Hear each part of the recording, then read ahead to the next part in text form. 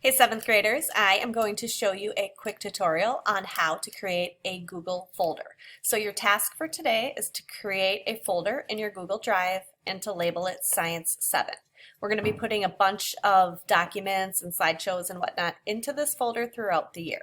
So what you're going to do is you are going to go up in the right-hand corner to all these little dots up here. And you're going to click on Drive to open up your Google Drive, and you may already know how to do this. It's a little slow today. Then you're going to click over here on this plus sign and click on New, and then the top choice is Folder. And you're going to label that folder Science 7 and hit Create.